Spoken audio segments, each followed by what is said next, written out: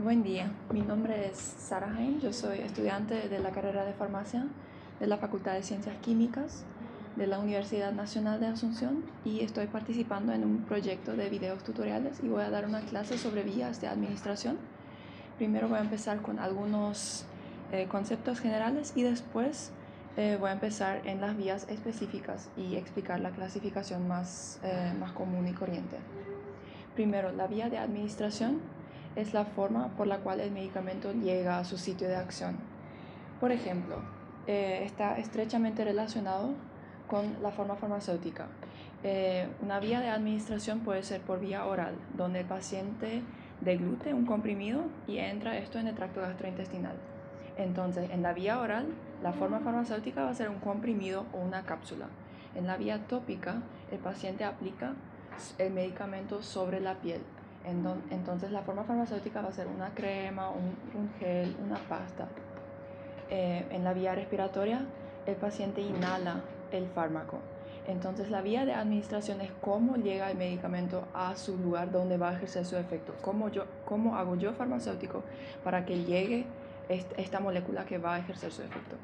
Y la forma farmacéutica es la forma en la cual se presenta físicamente el medicamento. Por ejemplo, un comprimido que se obtiene por compresión de polvos, una cápsula, un supositorio, un jarabe.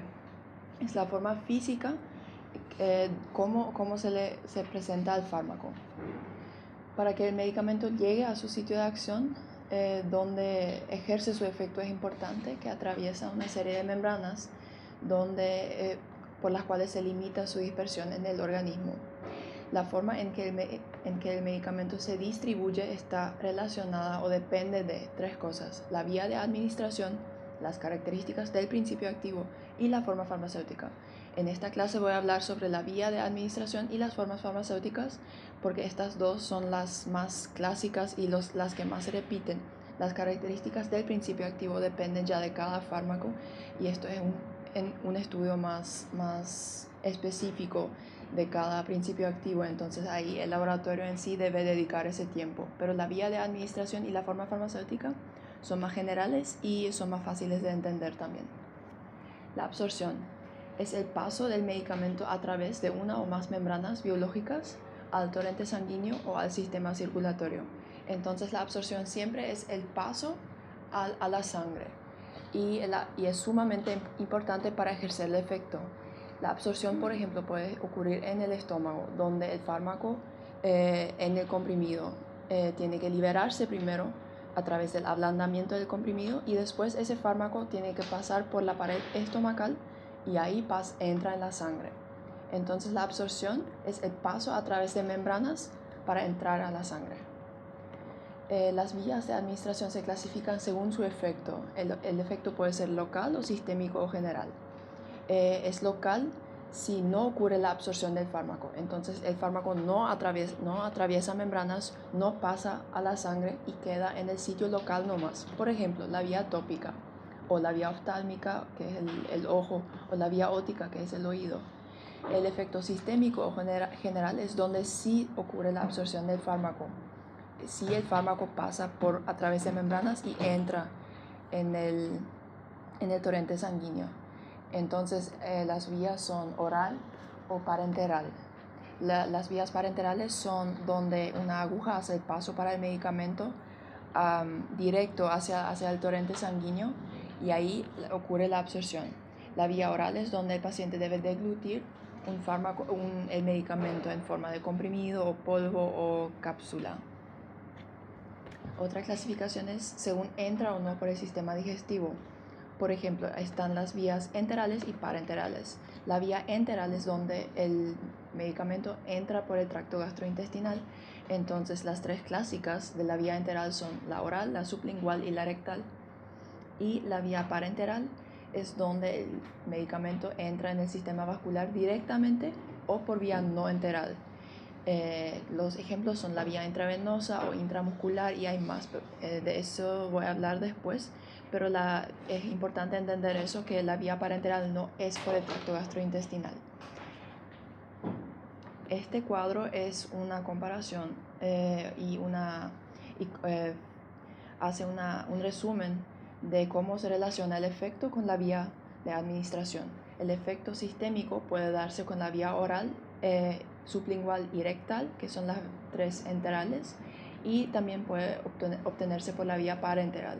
El efecto local se obtiene por la vía parenteral y también por la vía tópica, que acá en el cuadro está incluido en la vía parenteral. Pero otros autores dicen que la vía parenteral es cuando una aguja hace el paso para el medicamento. Entonces la vía tópica es sin aguja y se excluye la vía tópica de la vía parenteral.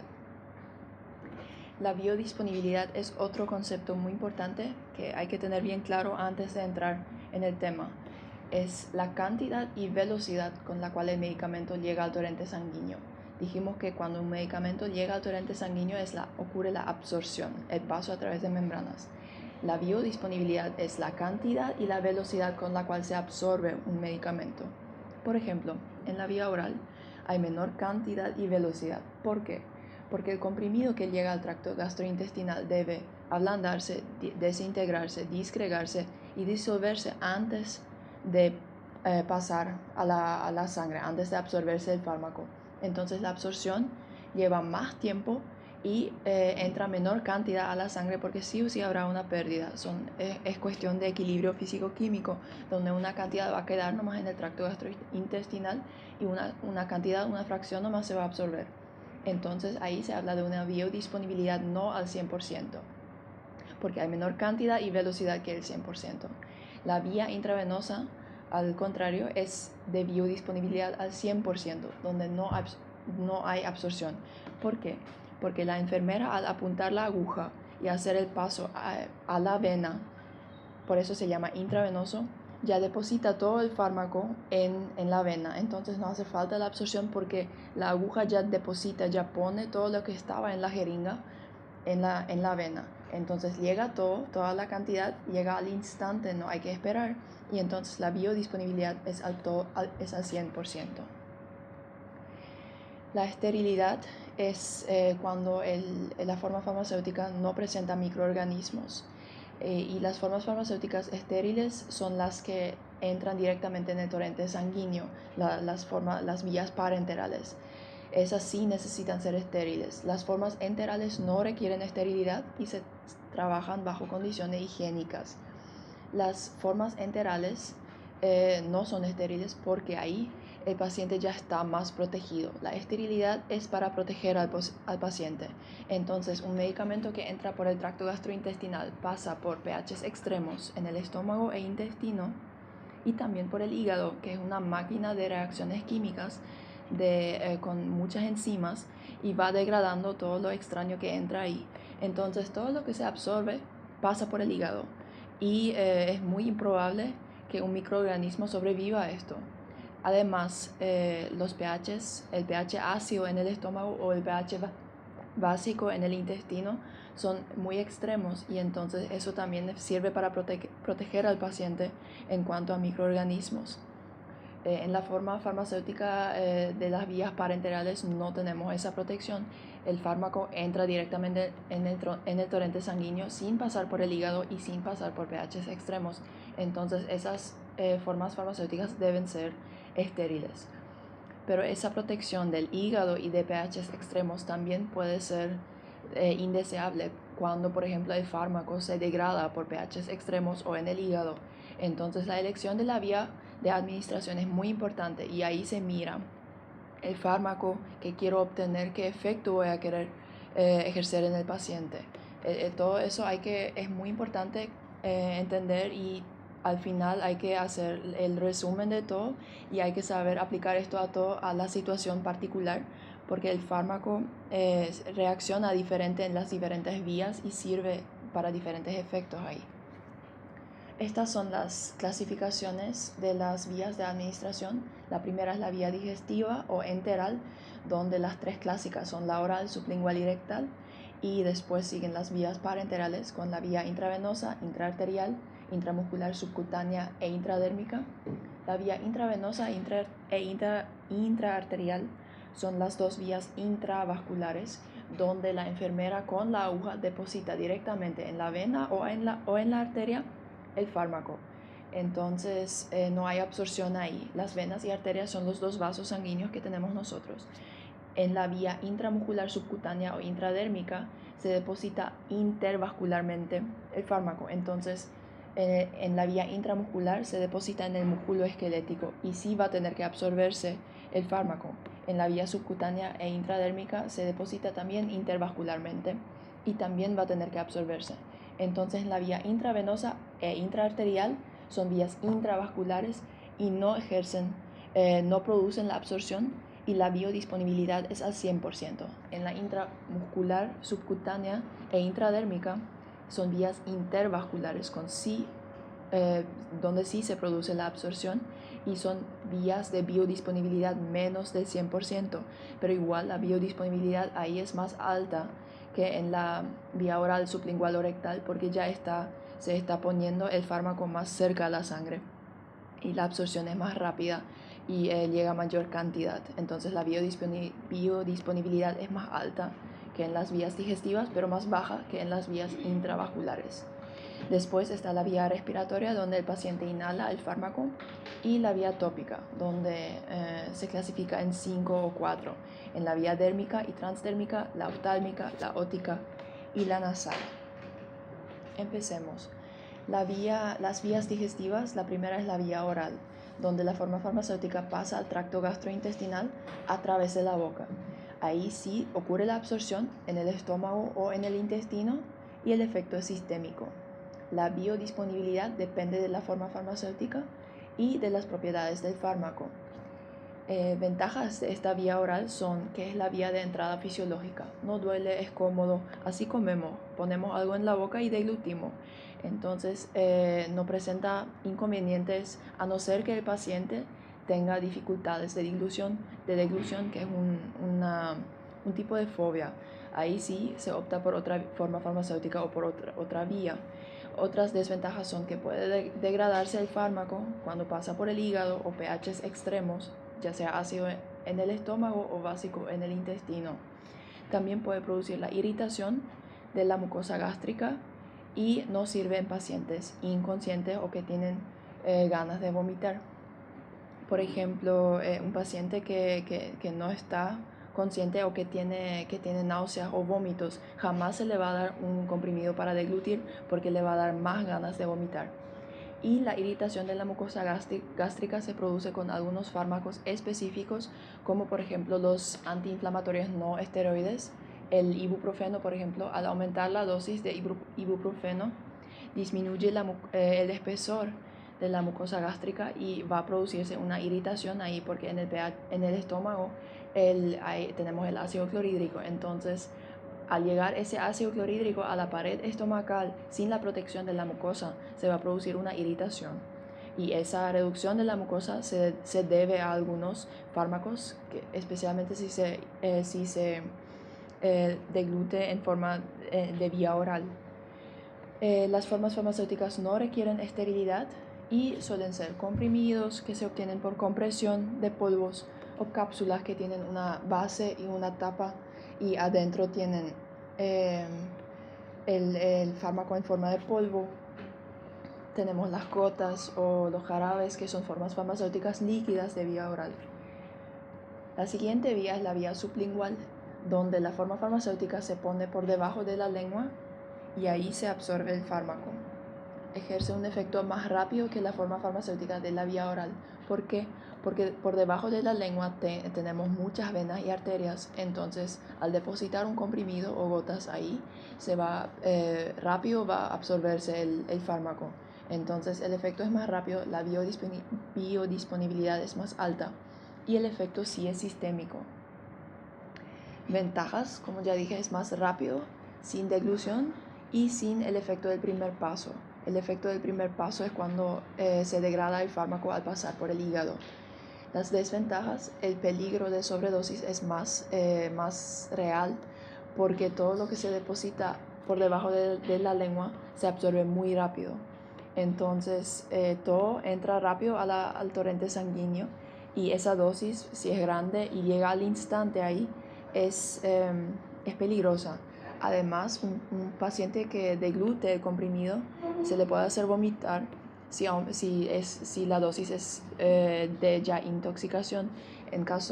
A cambio acá no, si el paciente tiene ya esa gota o el comprimido por debajo de la lengua y ya se fue todo, no hay forma de retirar. Y además hay sabor desagradable de algunos fármacos. Si el fármaco, por ejemplo la dipirona, tiene un sabor muy desagradable, no da gusto sentir eso ahí por debajo de la lengua. Y las formas farmacéuticas no requieren esterilidad y generalmente son comprimidos o gotas. Y así se deposita. El paciente abre su boca, eleva su lengua y ahí por debajo se le pone el comprimido o las gotas. Es una vía rápida y sirve para situaciones de urgencia. La tercera vía de las vías digestivas es la vía rectal, donde se administra la forma farmacéutica por el ano y puede ejercer un efecto diferente según el fármaco y según lo que quiero obtener. Si el efecto es mecánico, uso un laxante. Si es local, uso un astringente. Y si es sistémico, uso un antipirético. Si el efecto es sistémico, sí se absorbe el fármaco. Por ejemplo, un niño con fiebre alta donde el comprimido ya va a ser muy lento, se le da un supositorio de dipirona y eso va a ejercer un efecto más rápido sistémico que la vía oral. A cambio, si el efecto es mecánico o local, no ocurre la absorción y el fármaco queda en el tracto gastrointestinal sin pasar a la sangre. Ventajas: es una vía más rápida que la vía oral, no pasa por el hígado o estómago o intestino, o sea, los pHs no son tan extremos, sirve en el paciente inconsciente o si sufre náuseas y vómitos, y la desventaja es incómodo aplicarse. Entonces, si hay otra vía posible, se opta por aquella. Las formas farmacéuticas no requieren esterilidad y generalmente son supositorios que tienen esta forma. Generalmente se componen de ceras o de sustancias oleosas y se envasan en papel de aluminio o envases de aluminio. Pasamos por las vías digestivas. Ahora entramos en las vías parenterales, donde las vías intravenosa e intraarterial son intravasculares sin absorción y la vía intramuscular subcutánea e intradérmica son intervasculares con absorción. La vía intravenosa es donde se administra el fármaco con una jeringa directamente en la vena.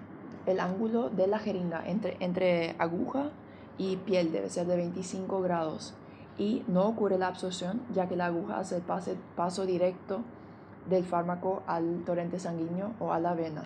Ejerce un efecto sistémico y las ventajas son que el efecto es rápido, evita el paso de absorción y por eso todo el fármaco llega al instante al torrente sanguíneo. No se degrada el fármaco por enzimas o el pH ácido estomacal. Y las desventajas son el dolor al aplicar. El paciente va a tener que aguantar ese dolor de la aguja que pasa por su piel. Y además el peligro de sobredosis es también más real, como en la vía sublingual acá, porque todo lo que se inyectó ya pasó a la sangre, entonces no hay forma de retirar. Otra desventaja es que las formas farmacéuticas son estériles y eso requiere condiciones de trabajo más estrictas y son condiciones muy controladas. Los ejemplos clásicos son la nutrición parenteral y los antibióticos. La vía intravenosa se clasifica en infusión e inyección. La infusión es de grandes volúmenes que requiere más tiempo, donde el paciente incluso puede estar 24 horas con esa bolsa de infusión y esa aguja en su vena. La inyección son volúmenes más pequeños y el efecto la aplicación es más rápida. Entonces, la diferencia acá es el volumen y el tiempo de aplicación. Otra clasificación es el acceso central o periférico. En el acceso central se conecta directamente con la aurícula derecha y se pone en un catéter venoso central en el cuello generalmente. El acceso periférico es donde se conecta con una vena superficial generalmente en el codo. Entonces la diferencia acá es la distancia al corazón. La segunda vía de las vías parenterales es la vía intraarterial, donde se inyecta el medicamento directamente en la arteria. No ocurre la absorción y la biodisponibilidad es del 100%. Sí ejerce un efecto sistémico y las ventajas son que el efecto es rápido, es efectivo y el fármaco no pasa por el hígado o el estómago. Desventajas: es doloroso la aplicación y además la arteria es más profundo que la vena, entonces esto requiere una enfermera con mano, porque la vena es superficial y se la ve, pero la arteria no, es más profundo y requiere una enfermera que tiene mano y experiencia para encontrar esta arteria donde depositar el fármaco con la jeringa. Las formas farmacéuticas son estériles y los ejemplos de fármacos son los antineoplásicos o anticancerígenos. La quimioterapia se hace por vía intraarterial, y los analgésicos en pacientes que tienen dolores crónicos, por ejemplo, el paciente con artritis reumatoide. La tercera vía de las vías parenterales, la vía intramuscular, es donde se inyecta el medicamento en el músculo esquelético con un ángulo de 90 grados. Se ejerce un efecto sistémico y ocurre la absorción en el tejido del músculo esquelético. Presenta menor biodisponibilidad que las vías intravasculares porque esta es una vía intervascular y sí ocurre la absorción. Ventajas: se evita el efecto del primer paso, o sea, el fármaco no pasa por el hígado y el pH es ácido. Desventajas: el paciente siente dolor al administrar y está contraindicado en pacientes que reciben tratamiento de anticoagulantes o con trastornos de coagulación. La coagulación es un proceso de endurecimiento de la sangre cuando entra en contacto con el oxígeno. Entonces es una forma de proteger también porque para evitar sangrado, para evitar hemorragia. Un paciente que recibe un tratamiento con anticoagulantes, que por ejemplo es la aspirina, o que consume mucho ajo, que también tiene ese efecto, o un paciente con trastornos luego de coagulación, no puede recibir esta vía intramuscular como vía para depositar un fármaco. Se requieren formas farmacéuticas estériles y los ejemplos clásicos son las vacunas. La aplicación es muy dolorosa en preparados con vehículos oleosos y suele ser menos dolorosa y muy rápida en medicamentos hidrosolubles. Ahí la absorción es más rápida porque el medicamento hidrosoluble se mezcla mejor con la sangre y ahí la absorción es más rápida y no produce tanto dolor en el paciente. La vía subcutánea también es llamada la vía hipodérmica, donde se inyecta el fármaco entre tejidos subcutáneos con un ángulo de 45 grados. Ejerce un efecto sistémico y el fármaco se absorbe en la dermis. Presenta biodisponibilidad más baja que la vía intravascular. Ventajas: se evita el efecto del primer paso y el pH ácido o básico del tracto gastrointestinal. Las desventajas: la absorción es baja y se limita por el flujo sanguíneo. Si se inyecta por vía subcutánea en una zona donde no hay mucha irrigación, entonces esto limita la absorción. Y además la administración paralela de vasoconstrictores disminuye aún más la absorción. Un vasoconstrictor es la adrenalina, por ejemplo.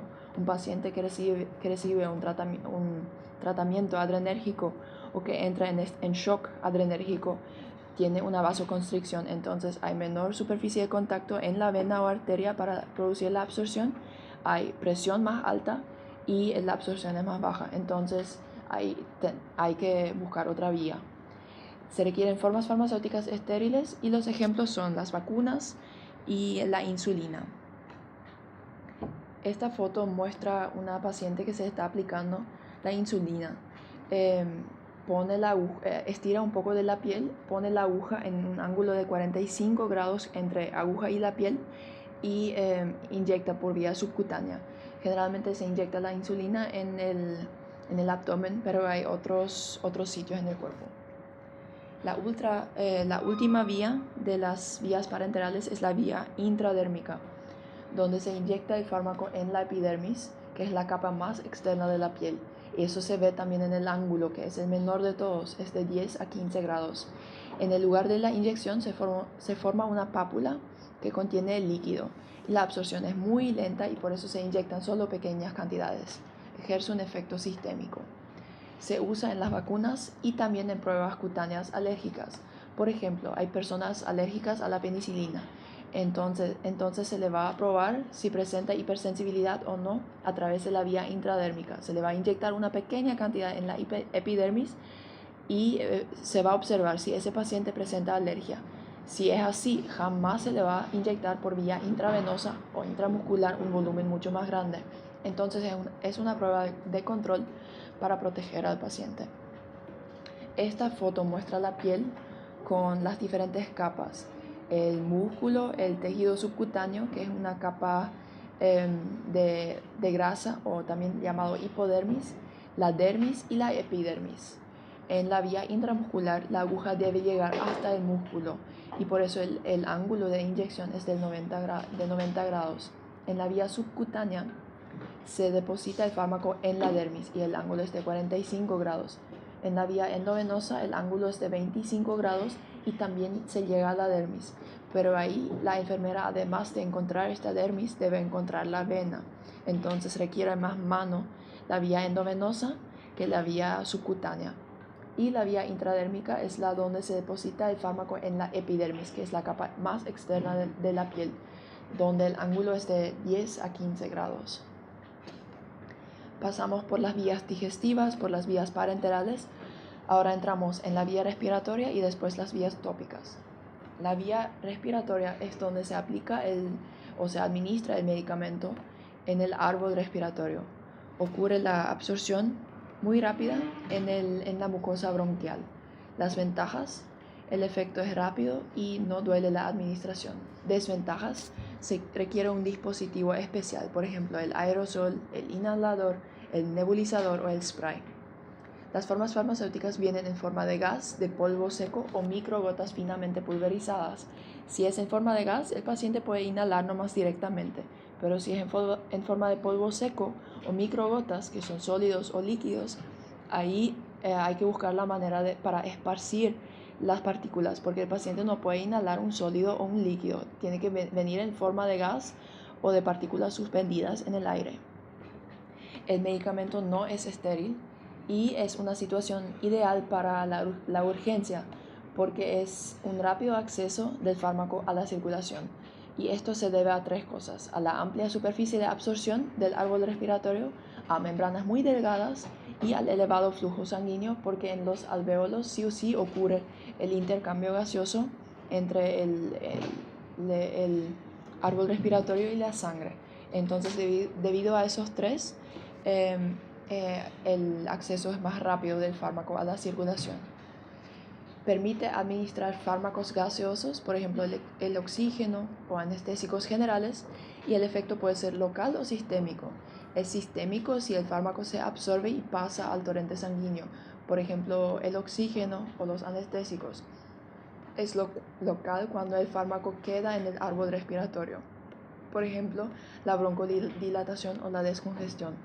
Un paciente asmático, por ejemplo, que tiene contracciones de su árbol respiratorio, debe recibir un broncodilatante. Entonces ahí el efecto va a ser local y se va a relajar el árbol respiratorio para que este paciente pueda respirar más profundamente y con más tranquilidad.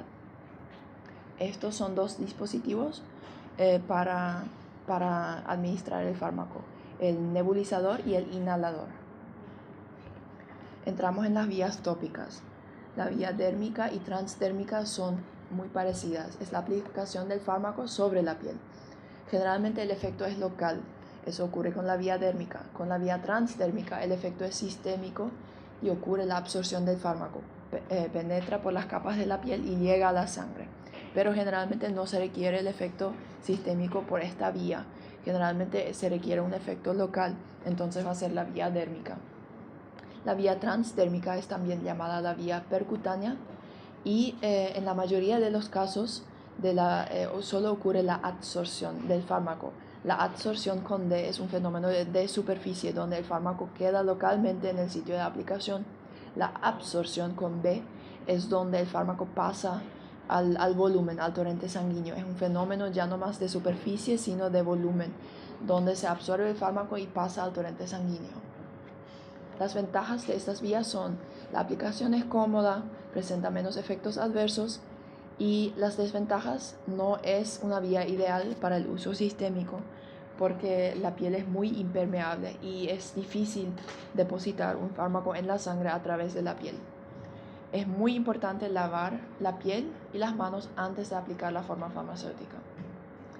Las formas farmacéuticas son polvos o lociones, cremas, pomadas, pastas, geles, patches transdérmicos. Ahí ya entramos en la tecnología cosmética, en lo que es preparados para conservar y aumentar la belleza. Entonces, puede ser una forma farmacéutica, pero también una forma cosmética que no tiene efecto con un principio activo, no tiene un tratamiento así específico, sino más bien para embellecer y para producir un efecto cosmético. La vía oftálmica es donde el fármaco se deposita en el ojo. Todos los fármacos que se depositan en el ojo pueden absorberse en la circulación general, y esta es la gran desventaja porque ahí presenta efectos adversos indeseados.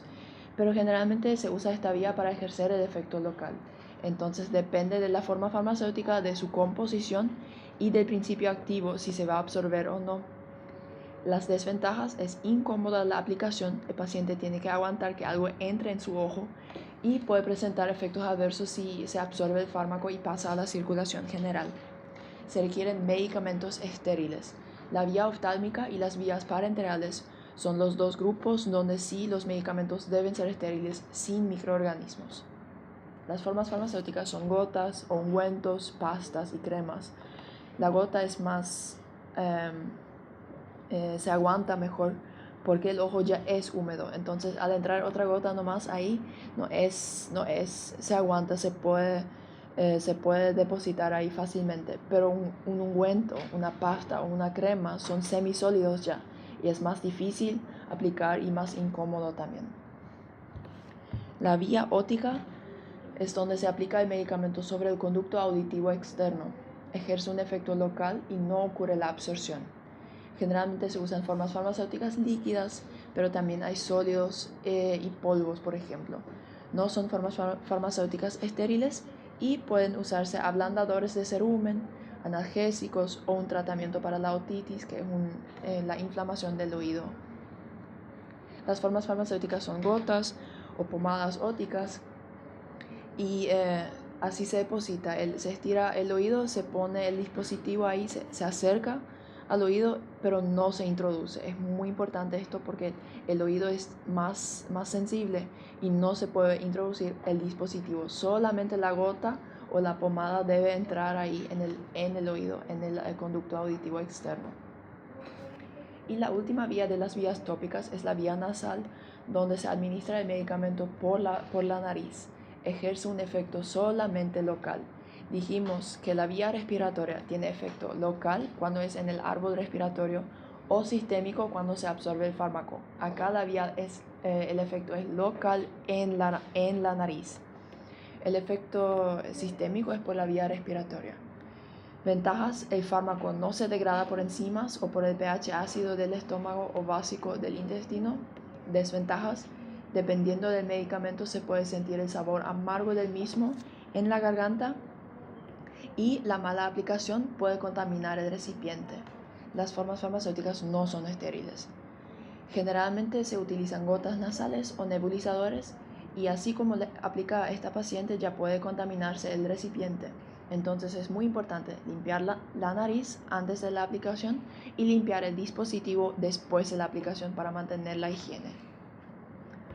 Conclusión: no existe una vía de administración ideal para todos los medicamentos en todas las circunstancias. El ejemplo clásico es la insulina. Es un péptido y se va a degradar en el pH ácido del estómago. Entonces la insulina no se le puede dar en forma de comprimido al paciente, jamás va a ejercer su efecto. Se tiene que inyectar por vía subcutánea, por ejemplo, para evitar que pase por los pHs extremos donde sí se va a hidrolizar y se va a degradar.